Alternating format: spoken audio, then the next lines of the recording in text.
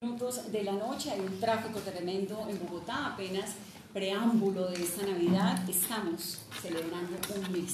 En este programa profundamente agradecidos con ustedes por la audiencia, por acompañarnos, por aguantarnos, por criticarnos, por querernos, por lo que sea, pero sobre todo por ayudarnos a soñar todas las noches con un país distinto y a tratar de comprender lo que aparentemente puede ser incomprensible. El presidente Iván Duque ha tenido la generosidad de estar conmigo en el programa de hoy. Presidente, gracias. Gracias, Vanessa, un placer estar acá en el programa. A mí siempre está cumpliendo un mes de programa, así que felicitaciones. Pues yo estoy muy contenta porque además usted debe estar, bueno, cansadísimo con todo lo que ha hecho hoy. Aquí seguimos trabajando intensamente. Salió, ¿no?, la ley de financiamiento. ¿Está tranquilo con eso? Yo creo que es una muy buena ley, es una ley que tiene muchas ventajas. Usted me ha escuchado mucho tiempo atrás que yo creo mucho en el emprendimiento, en que formalicemos el empleo, en que la micro, pequeña, mediana y gran empresa tengan mayor libertad para generar riqueza en el país, generar empleo, invertir más. Entonces creo que esos méritos de la ley están allí. Se apoya mucho a los emprendedores jóvenes, a los emprendedores nacientes. No hay impuesto de renta por 5 años para los emprendedores que están iniciando sus negocios en sectores como tecnología y la economía naranja. Eso ayuda muchísimo a todo el desarrollo de las industrias creativas del país.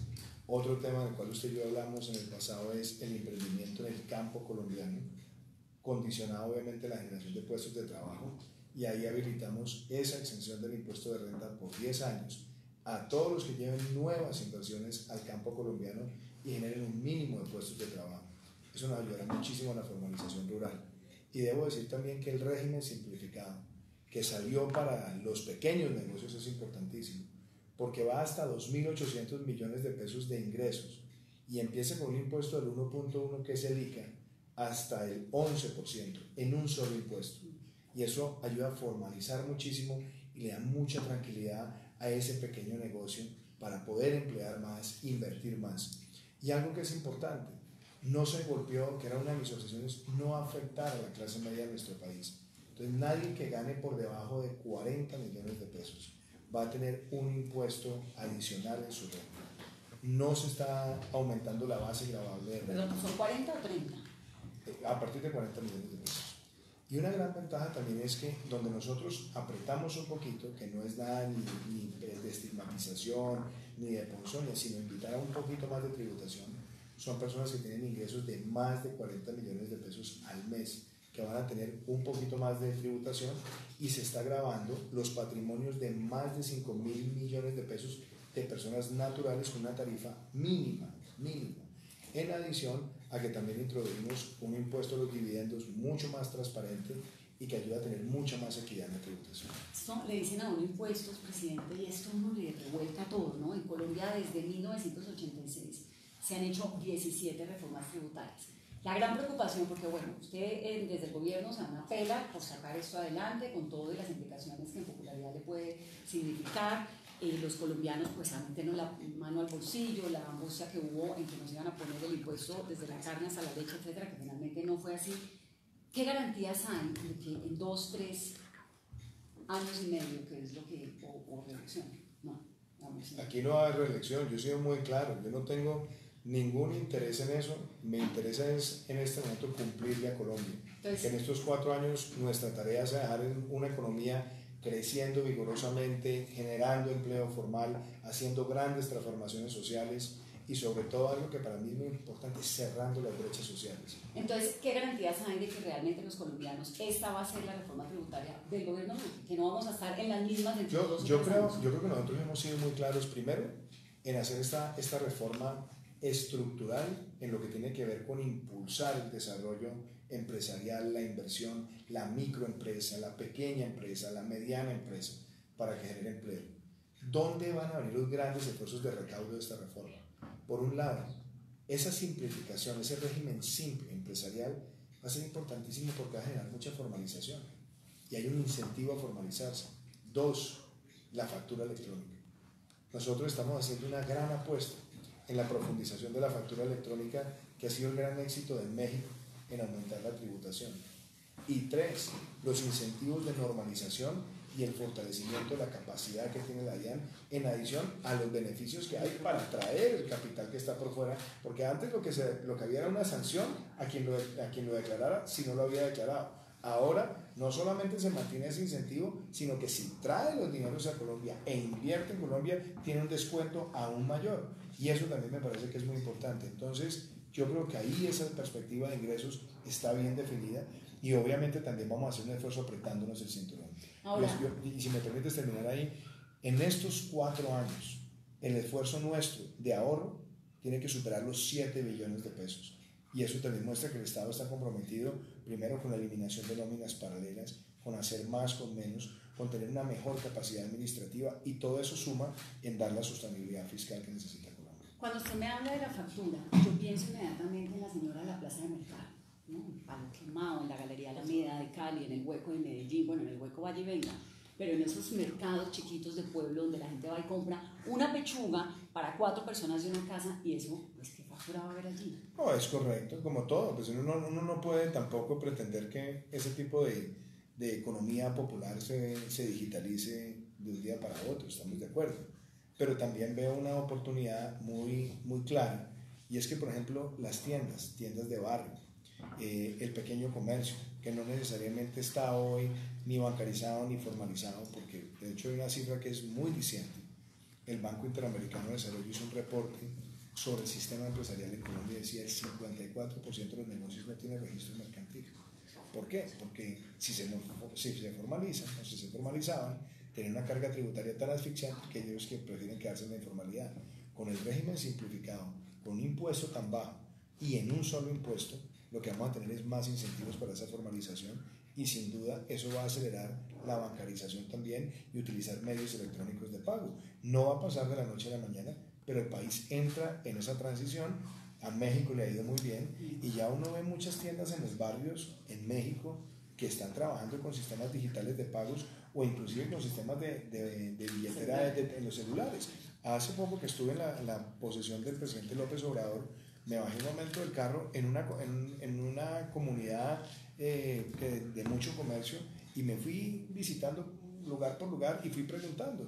Y me di cuenta que por lo menos 2 de cada 5 negocios en los que paré me estaban diciendo que ya lo tenían, y otros que están en el proceso de tenerlo, que están abriendo ese sistema de pago con billeteras electrónicas donde cada vez los jóvenes están utilizándolas más. Entonces creo que todo eso va sumando a un ejercicio de tener una economía más digitalizada y en una transición muy positiva para formalizar.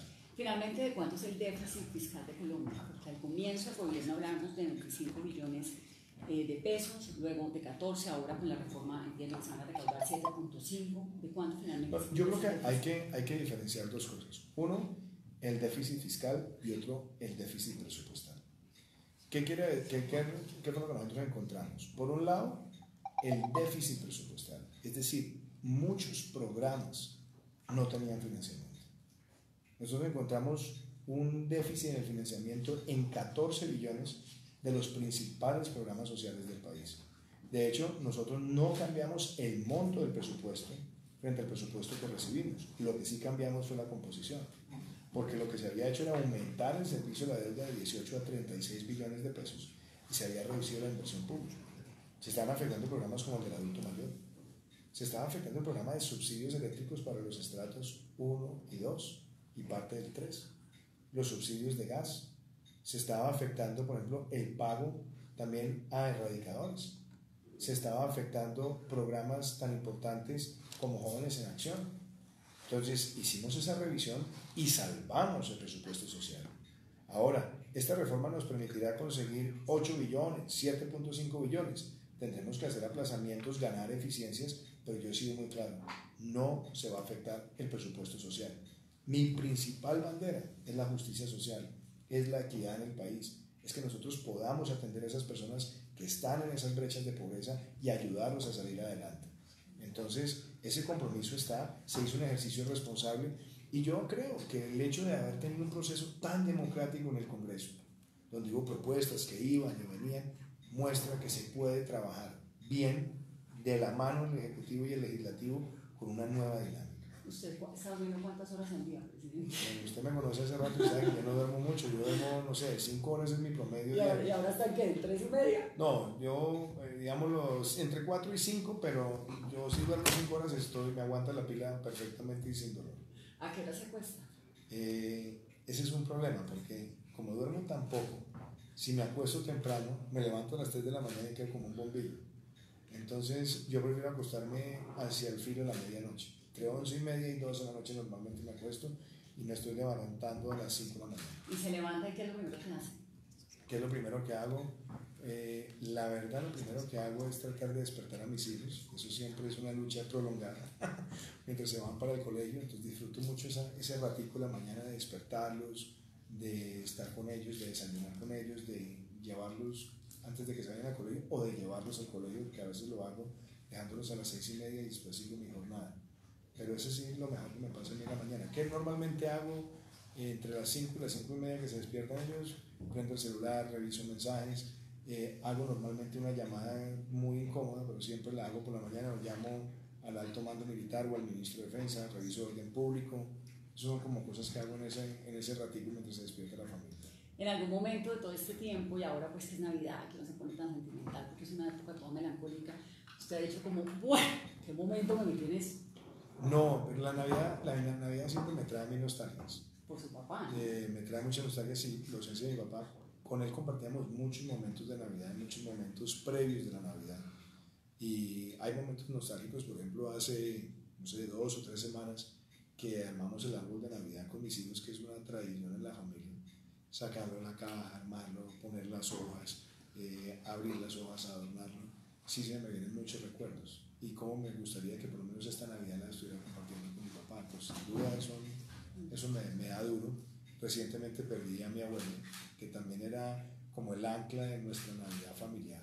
Ella ya estaba pues muy golpeada en materia de salud, pero se me vinieron todos los recuerdos de verla a ella preparando buñuelos, natillas, las novenas. Entonces sí, son momentos melancólicos, pero hay una cosa que yo mantengo y me siento muy contento de ser así. Soy una persona de fe y aún en los momentos más difíciles o más estresantes siempre tengo un ratito como para cerrar los ojos y darle gracias a Dios por todas las cosas que estoy viviendo. ¿A quién le reza?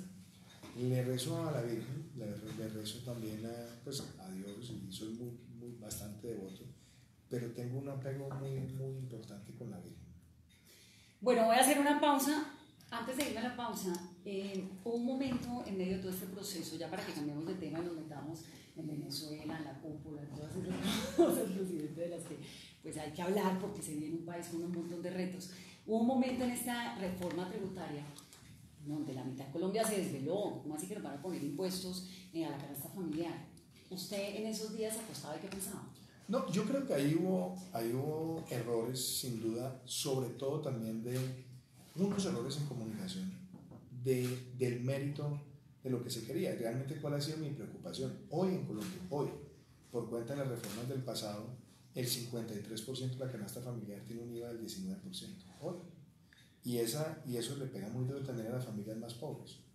La idea que yo tenía era quitarle el 100% del IVA a los 4 millones de hogares más pobres de Colombia a través de un esquema de compensación. Sí, que le van a devolver. Y claro, porque en el fondo lo que yo creo que no está bien en el sistema del IVA, Vanessa, es que cuando usted va a hacer mercado, cuando yo voy a hacer mercado y metemos nuestros productos, de cada 100 pesos de lo que nosotros pagamos de mercado, el Estado nos termina regalando 27 en impuestos que no nos cobra, y yo no entiendo por qué a Vanessa Latorre o Iván Duque no le pueden cobrar el IVA de la panela o el IVA del arroz.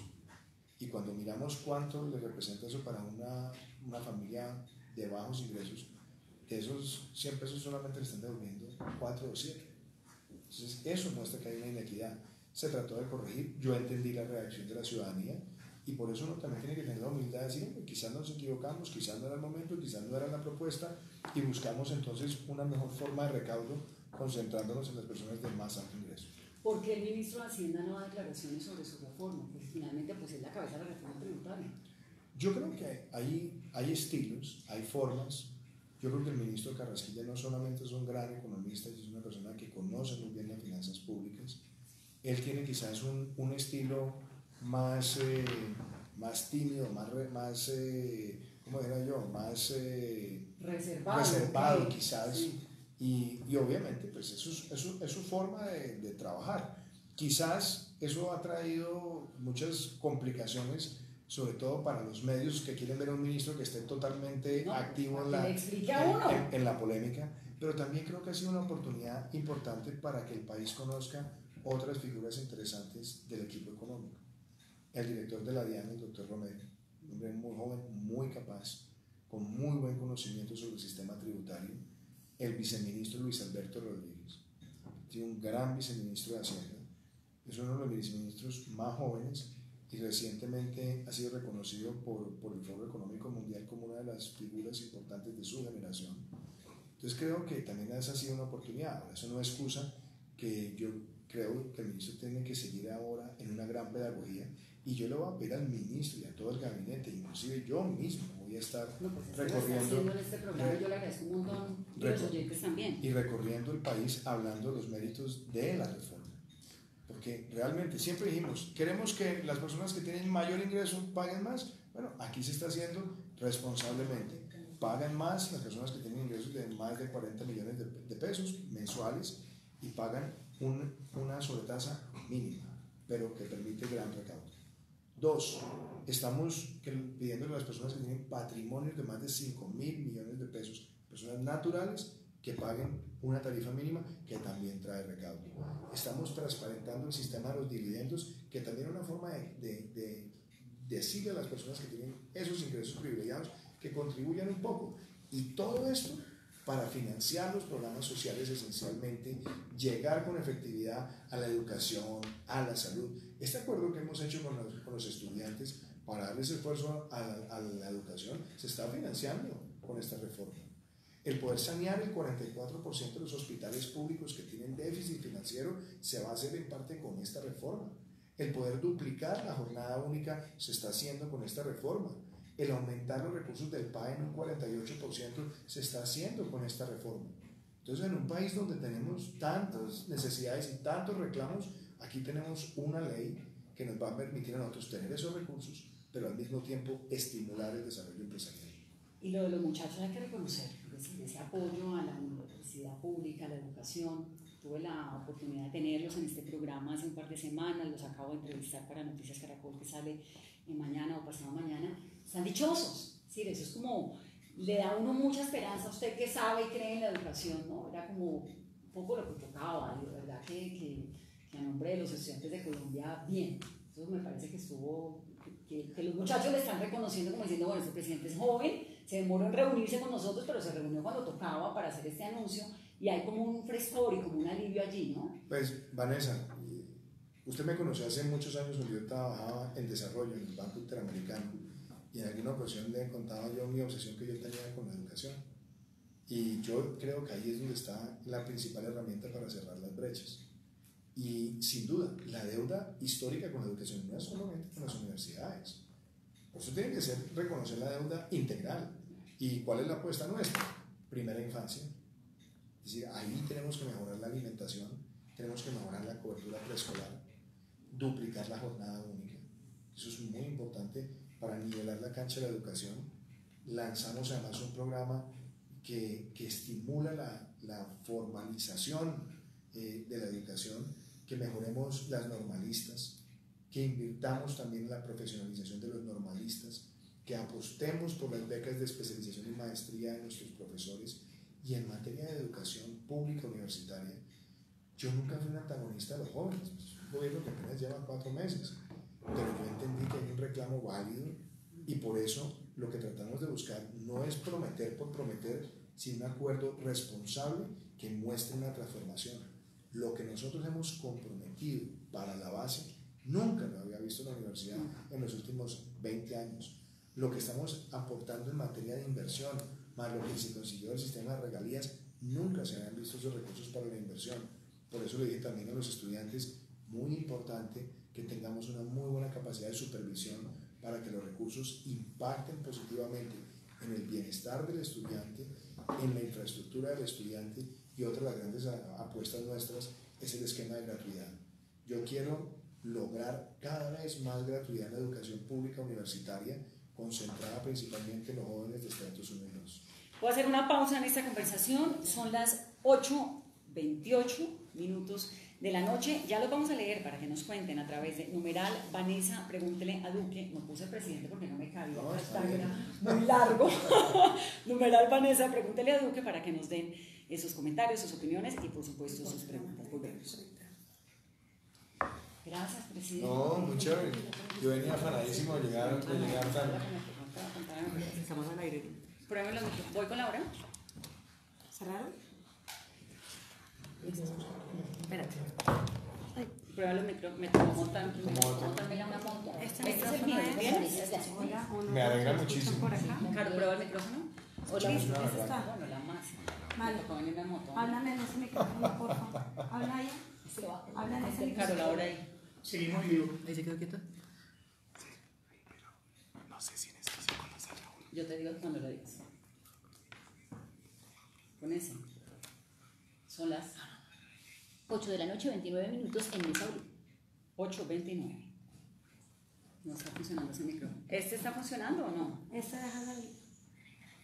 Acá, Este.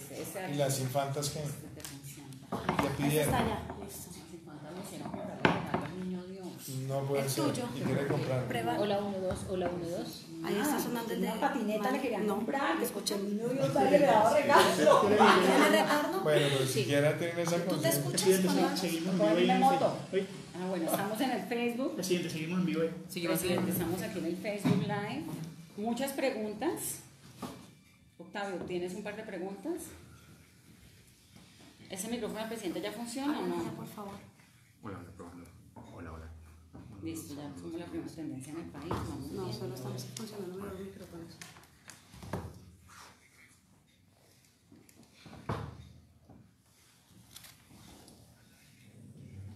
Al aire. Mire lo que me dice Felipe Hernández. No se le ve bien a Vane de la Torre hacerle una entrevista cuadrada al presidente Duque.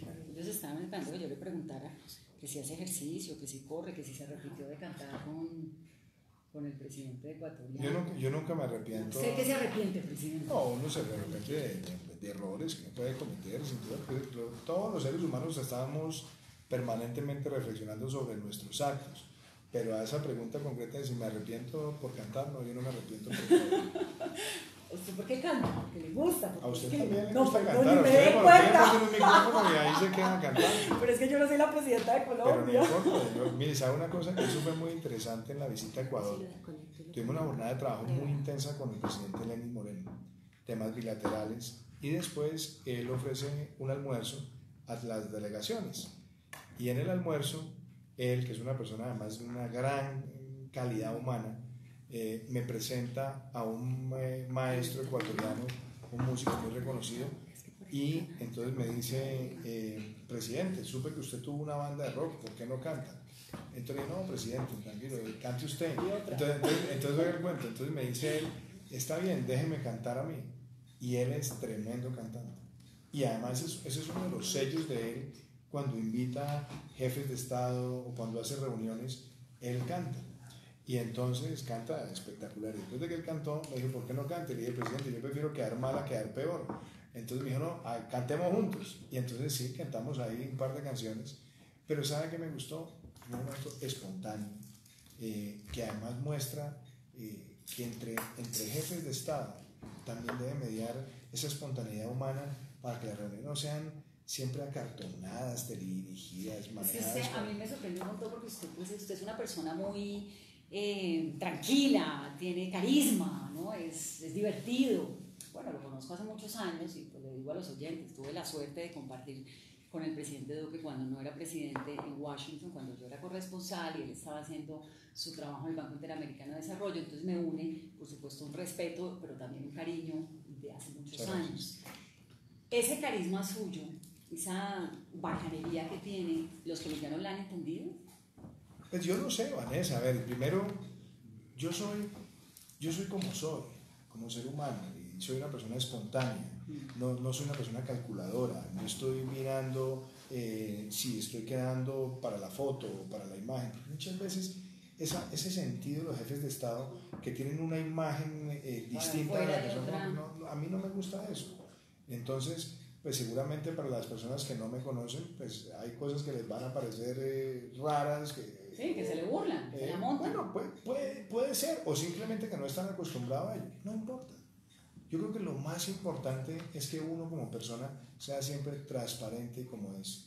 Entonces, el hecho que yo tenga expresiones de afecto por la ciudadanía, el hecho que a mí me guste compartir, por ejemplo, esos espacios espontáneos, a mí no me afecta el tomar las decisiones acertadas, el trabajar intensamente, en darle el sentido de seriedad y de responsabilidad a mis tareas.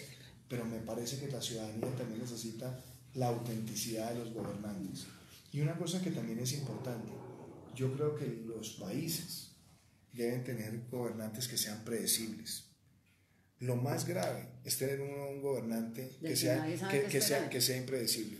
El pueblo colombiano va a recibir de mí siempre transparencia, espontaneidad, trabajo intenso, compromiso y también autocrítica.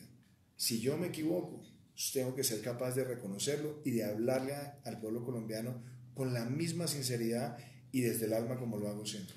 Presidente, ¿Nicolás Maduro es predecible? Yo creo que los dictadores nunca son predecibles y por eso se convierten en eso, en dictadores, porque manejan todas las responsabilidades en función de sus odios, de sus conveniencias y de la presión de su círculo cercano.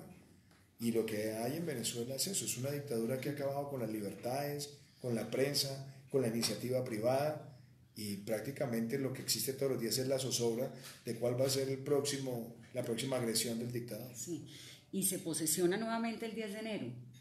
¿Cuál es la posición de Colombia frente a esa posición nueva? La posición de Colombia, yo debo decir, ha sido, por lo menos en el último año, una posición de Estado.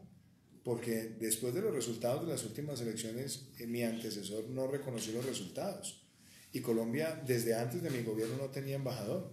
Y yo por eso dije, primero, yo no reconozco que haya un gobierno legítimo, yo no reconozco esas elecciones, y yo he dicho, nosotros no vamos a tener embajador ante una dictadura que es violatoria de la Carta Democrática Interamericana. Manejaremos las relaciones a los dos niveles que se debe tener: uno, a nivel consular, por la presencia migratoria de los dos países, y a través de encargado de negocios. Pero una representación que acredite el reconocimiento de ese régimen como un régimen válido, nosotros no lo vamos a tener. Decía el canciller. Y una cosa, creo además que varios países de América Latina, a partir del 10 de enero, van a tomar una postura también de ruptura con la dictadura. Se va a romper las relaciones definitivamente, digamos, porque ahora tienen una relación a nivel de consulado, de negocio, ¿no? Sí, que es la mínima relación que se debe tener. Entre otras cosas, porque nosotros tenemos muchos ciudadanos colombianos en Venezuela y obviamente hay muchos venezolanos en Colombia.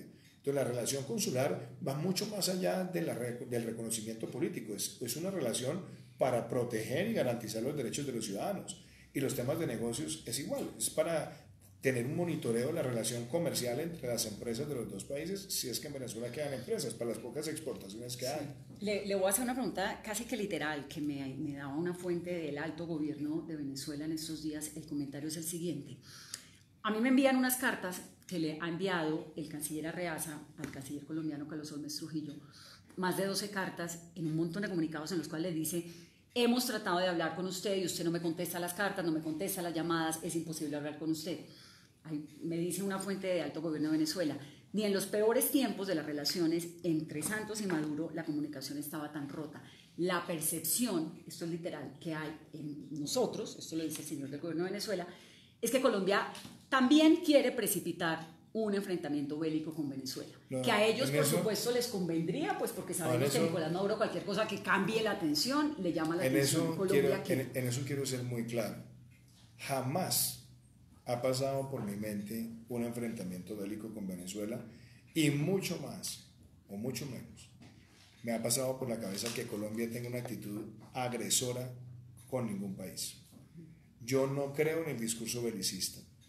Yo no creo que la solución de Venezuela esté en una invasión militar como la que el propio régimen dictatorial trata de crear para hacer su propósito de demonizar y crear enemigos para afincarse en el poder. No creo en eso. Yo lo que sí he sido muy frentero, no de ahora, de mucho tiempo atrás, porque desde hace más de 2 años yo denuncié esa dictadura ante la Corte Penal Internacional. Lo recuerdo perfectamente. Y me acompañaron 76 senadores de Colombia y más de 50 congresistas de Chile, liderados por Felipe Cast, hoy senador, y fuimos y llevamos la denuncia. Nadie creía en eso. Yo me acuerdo que muchos periodistas decían, no, eso no va a pasar nada. ¿Qué pasó? Claro, la apertura de la investigación preliminar. Y después dije, cuando tenga la posibilidad, si los colombianos me dan su respaldo para ser el presidente, buscaré que otros jefes de Estado denuncien ante la Corte Penal Internacional. Y muchos me decían, eso no va a pasar, nadie lo va a acompañar. Claro, eso sonaba como imposible, ¿no? Entró el presidente Macri, el presidente Piñera, el presidente Abdo, el presidente Vizcarra, el presidente Alvarado de Costa Rica, el primer ministro de Canadá, Justin Trudeau, el presidente de Francia, Emmanuel Macron, el delegado Juncker, el comisionado Juncker de la Unión Europea también se pronunció, y seguramente van a venir en las próximas semanas más países. Y eso demuestra, por primera vez desde que existe la Corte Penal Internacional, hay un precedente de 8 jefes de Estado denunciando a un régimen por violación sistemática de los principios del Estatuto de Roma por delitos contemplados en el Estatuto de Roma. Y lo hemos hecho de frente. Sí. También retiré a Colombia de UNASUR de frente. Pero yo no caigo en ese discurso belicista porque eso es lo que quiere el dictador. El dictador quiere inventarse una invasión para él tratar de buscar argumentos y quedarse en el poder. Lo que tenemos es que los países de América Latina que defendemos la democracia, aislar diplomáticamente ese régimen. Esa es lo que se pretende con Venezuela, aislar hasta que caiga Maduro o hasta qué. El tema de los dictadores es que no caen, por eso son dictadores. El tema, Vanessa, es que hoy estamos también probando un sistema internacional multilateral con lo que está ocurriendo en la Corte Penal Internacional. Cuando vino Kofi Annan a Colombia hace 2 años largos, 3, tuve una reunión con él muy franca y yo le dije, secretario, mi gran preocupación es que desde que se creó la Corte Penal Internacional, la gran mayoría, por no decir todos los casos, han estado esencialmente concentrados en África. Sí. Y entonces por eso muchos países africanos también se estaban empezando a retirar del Estatuto de Roma porque decían, es que esto parece que es solamente para nosotros. Y Ruanda. Aquí hay un caso, Sierra Leona. aquí hay un caso palpable. Aquí hay un caso de una dictadura que acabó con los poderes, que asumió los poderes, que ni siquiera tienen que acudir a la complementariedad o supletoriedad, porque como se asumió todos los poderes públicos, ahí está destruyendo la democracia. Entonces, un caso más evidente que este no lo van a encontrar en América Latina y por eso espero que haya sanciones efectivas. Presidente, ¿qué va a hacer en Navidad? Pues rezar la novena, además a mí me fascinan las novenas. Pero ya está rezando en estos días. Ayer, por ejemplo, tuve una novena con el alto mando militar y el obispo castrense, con Monseñor Suescún, que es una tradición. Hoy estuvimos con los soldados del Guardia Presidencial acompañándonos en la mañana y rezamos la novena, es una tradición también muy bonita, y lo hicimos también con los funcionarios de la Presidencia de la República. Entonces eso para mí es muy lindo la Navidad. Y entonces 24 quiero estar en familia con mis hijos.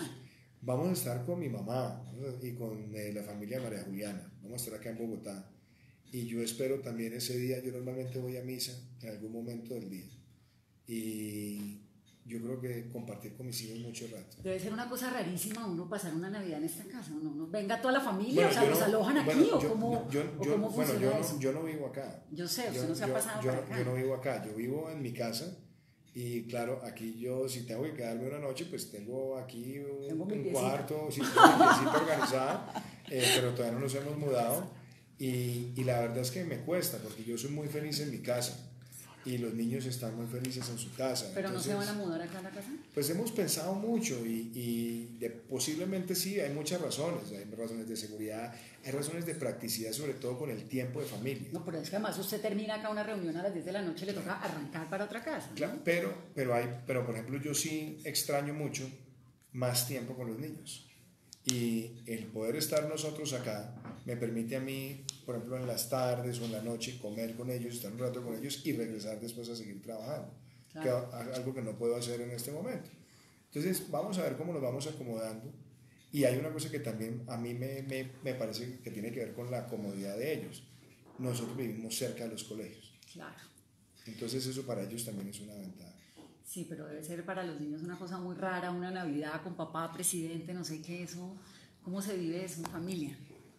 Los niños han ido acomodándose y una de las cosas que nosotros hemos tratado siempre con María Juliana es que el ejercicio de mi función como presidente no interfiera en lo que nosotros somos y debemos ser como familia. No es fácil por los tiempos, por muchas restricciones, pero sí para mí el tener esa esencia de familia representa mucho. Cuando yo llego a mi casa y yo estoy con mis hijos, de alguna manera el presidente se queda afuera. Claro. Y soy pechichón con ellos y juego con ellos y disfruto mucho ese espacio. ¿Y usted es cariñoso? Sí, yo soy muy apegado a la familia, en realidad. Yo no tengo casi actividad social, yo no voy a cócteles, yo no tengo mucho espacio. ¿No se toma una cervecita que le regaló un gringo en estos días? En estos días me regalaron una. Bueno, es que yo mantengo, hay una cerveza que me gusta mucho, que es la Blue Moon. Entonces, a veces hay amigos que vienen de Estados Unidos y me la traen, entonces la meto en la nevera y la tengo ahí para alguna ocasión. Entonces sí, tengo raticos también para mí, entonces tomarme una cerveza, ver una buena película cuando puedo. Últimamente me ha pasado que como llego muy tarde, trato de, y además me cuesta a veces dormir cuando vengo con un día muy agitado, entonces pongo televisión, a veces trato de ver series. Ve Noticias Caracol, el grabado del mediodía. Ya no veo casi noticias, pero lo que sí es que me duermo, cuando intento ver alguna serie quedo ahí liquidado. Presidente, dice por aquí una señora que pregunta, Angie O. Vanessa, pregúntele a Duque, ¿por qué en la gira por Europa habló maravillas del acuerdo de paz, pero en Colombia no hay avances, acciones sobre la misma? ¿Qué piensa sobre el proceso de paz ahora, sobre la implementación? Primero, en Europa, y en eso yo tengo que ser muy claro, a mí no me gusta exagerar las cosas. Nosotros recibimos un proceso de paz frágil, porque los procesos de implementación son muy frágiles, y son frágiles por muchas razones. Son frágiles porque en los últimos 5 años el área de sembrada de coca pasó de 50.000 a más de 180.000 hectáreas. Son frágiles porque en muchas zonas que tuvieron presencia de la FARC como organización, hoy hay o disidencias o grupos armados organizados metidos en el negocio del narcotráfico, y es frágil también porque había mucha debilidad en los proyectos productivos. Y de hecho, en estos 4 meses yo he sido muy claro, yo me la voy a jugar por ayudarle a las personas que genuinamente están en el proceso de reincorporación y que están buscando esa reconciliación y buscando sus proyectos productivos. De hecho, hemos aprobado en estos 4 meses más proyectos productivos de lo que se había aprobado en los últimos 2 años. Llevan 17, ¿no? Más de 20 proyectos productivos. Y el doctor Emilio Archila hace 2 días presentó un documento que se llama Paz con Legalidad, que es nuestra hoja de ruta para trabajar en los planes de desarrollo con enfoque territorial en los 170 municipios, donde entre otras cosas vamos a hacer un esfuerzo catastral en el país importantísimo. Y usted estuvo en Pondores, en La Guajira. Estuve en Pondores, y una de las cosas más interesantes en Pondores, yo fui a hablar con muchas de las personas que están en proceso de reincorporación, entré a sus espacios familiares, hablé con ellos, vi las expectativas, vi proyectos productivos muy interesantes, y una de las cosas que acabamos de inyectarle al gobierno como una acción importante es la agricultura por contrato, y es que los pequeños productores vendan sin intermediarios a un precio fijo a un comprador. Y a mí me interesa que cuando hagamos esa transición en proyectos productivos agrícolas, la modalidad de agricultura por contrato les permita a ellos seguir adelante. Además, no es una cosa inverosímil. Yo acabo de hacerme un recorrido por varias zonas, de las 28, bueno, recorrí varias, y se encuentra uno con unos señores comandantes de las FARC de 50, 60, 70 años, sembrando habichuelas, sembrando sacha inchi, ¿no? Sembrando... De hecho, qué bueno que menciona eso porque... Lo de sacha inchi es... No, lo de sacha inchi, por ejemplo, yo tuve una reunión con el presidente mundial de Pepsi y ellos están haciendo unos proyectos productivos en regiones de Colombia con una marca que se llama Naturchips. Y les dije yo, ¿por qué no buscan un proyecto con el sacha inchi en las zonas que fueron golpeadas por la violencia? Le llamé al doctor Emilio Archila, lo junté con la presidenta de PepsiCo Colombia y ya estamos poniendo en marcha un proyecto para comprarle a esas personas que están en proceso de reincorporación la producción de sacha inchi y sacar un producto comercializado que le permita a ellos tener unos niveles de ingresos sostenibles. Sí, porque se volvió como el producto de moda en las zonas de... Es un producto yo no soy un experto en nutrición, por supuesto, pero las personas que han estado conociendo dicen la riqueza en omega 3 Sí. es enorme. En Perú es muy usado. Y además tiene usos, o sea, el uso como nuez, pero también tiene el uso en aceite y lo que llaman oleoquímica, la transformación oleoquímica de ese producto. Entonces creo que ahí podemos tener un caso de éxito y le vamos a apostar a eso. Cacao, también tenemos regiones del país donde ese puede ser un gran potencial. Tenemos también palma, por supuesto, tenemos proyectos frutícolas y tenemos además unas iniciativas de pago por servicios ambientales en las zonas donde no tenemos esa productividad por hectárea suficiente para la sostenibilidad de cultivos, poder pagar por servicios ambientales y utilizar esos formatos de familias guardabosques o guardapáramos o guardarriberas para que ejerzan también un amparo ambiental. Le voy a contar dos cosas, me supongo que las sabe, pero si no se las cuento para que se aliente un poco más con el proceso de paz. Han nacido 150 niños en las zonas, en los espacios transitorios, y Timochenko está esperando hijo. Hasta Timochenko está esperando hijo. Entonces dice, en este programa estuvo hace poco y dice, es que yo ya sueño con un país distinto. Presidente, Santrich, ¿qué va a pasar con Santrich? Bueno, primero usted sabe la gran complejidad que estamos viviendo todos los colombianos. Él fue capturado en una operación de lucha contra el narcotráfico a solicitud de un juez federal de los Estados Unidos, una operación conducida por la DEA y la Fiscalía General de la Nación.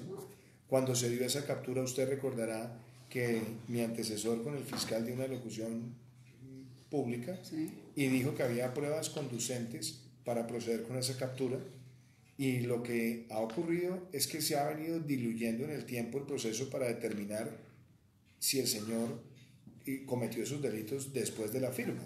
La evidencia concluyente y conducente para poder adelantar esa captura, que validó públicamente mi antecesor, pues fue la que permitió que el señor fuera llevado a ese proceso de judicialización. Y hoy vemos que el proceso se ha demorado y que además la Justicia Especial para la Paz está pidiéndole al Estado requiriente de una extradición que le entregue el acervo probatorio, algo que no tiene precedentes en el manejo de la relación de extradición. Entonces, ojalá muy pronto se resuelva por parte de la JEP esa situación para que llegue a conocimiento de la Corte Suprema de Justicia y la Corte Suprema de Justicia determine el curso de extradición y poder nosotros proceder desde el Ejecutivo. Presidente, otro de los misterios de los últimos meses es el paradero de alias El Paisa, de Iván Márquez, de Romaña. ¿Cuál es el más reciente informe que tiene de los organismos de inteligencia? ¿Dónde están? Lo primero es esto. En el caso del Paisa y en el caso de Iván Márquez, en el caso de Romaña, lo que no puede seguir sucediendo es que el estatus jurídico de ellos es que ellos están en un proceso y por tanto son competencia de la Justicia Especial para la Paz, pero cada vez que los citan no se presentan y lo hacen es a través de apoderados o a través de comunicaciones escritas. Eso me parece a mí que muestra debilidad, toda vez que otras personas, y usted ha visto por ejemplo en el caso de los militares que voluntariamente se han sometido a la Justicia Especial, se han presentado personalmente. Yo creo que no podemos seguir mostrando esas debilidades y la debilidad tiene que ser que haya de verdad una orden para que los señores se presenten. Y por supuesto yo no puedo levantar las órdenes de suspensión la suspensión de las órdenes de captura si no hay también una solicitud a la Justicia Especial para la Paz o si no tengo yo pruebas concluyentes de que están en actividades criminales. Y yo lo he dicho muy claramente y lo reitero.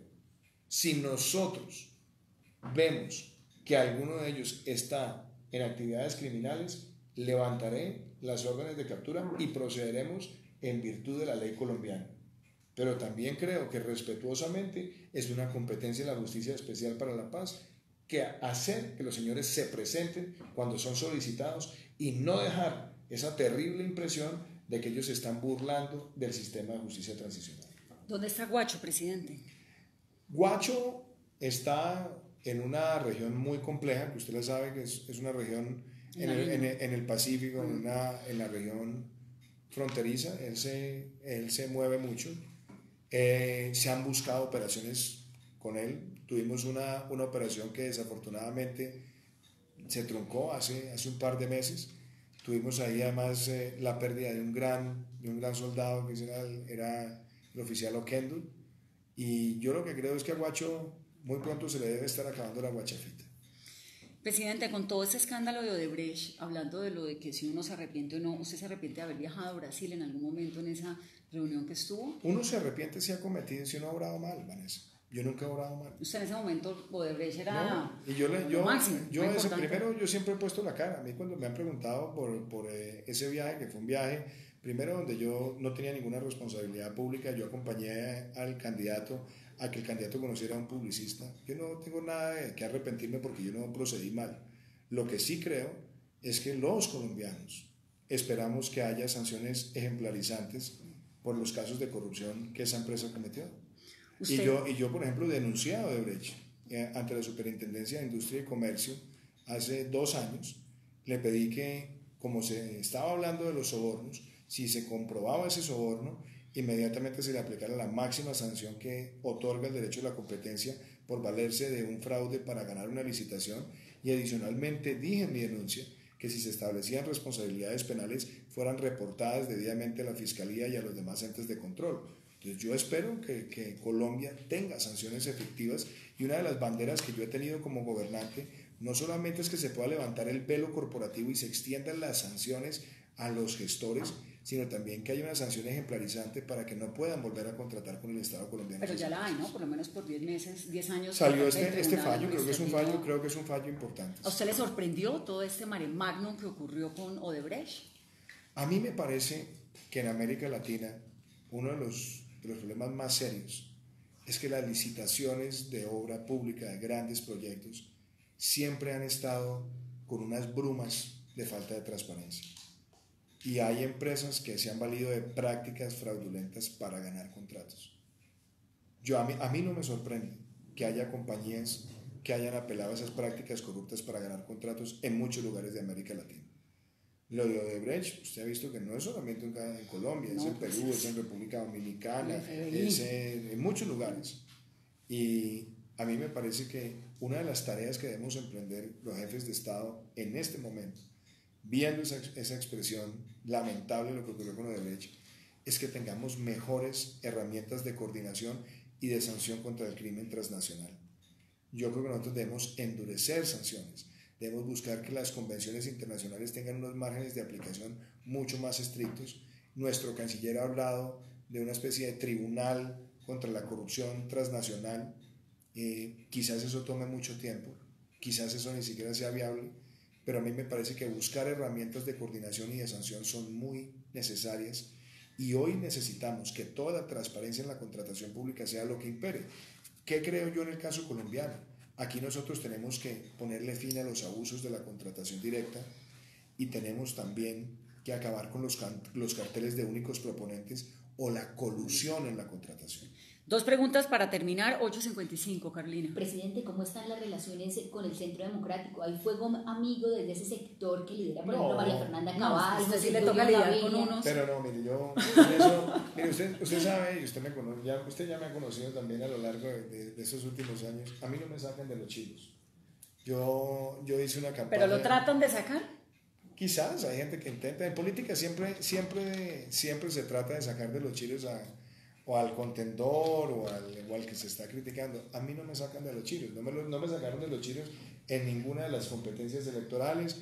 Gané dentro de mi partido, fui a una consulta abierta, fui a una primera vuelta, gané una segunda vuelta, y nunca me dejé enfrascar en ese tipo de confrontaciones. Yo tengo una buena relación con el partido, tengo una buena relación con la dirigencia del partido, tengo una buena relación con los parlamentarios, y a mí me parece que el hecho que haya expresiones de diferencias, inclusive al interior de mi partido, es bueno para la democracia, y seguramente para algunas personas del Centro Democrático, cuando estuvimos en el marco de la precampaña, pues yo no era su candidato de predilección, pero la democracia imperó y ganamos con un programa y gobernamos con ese programa.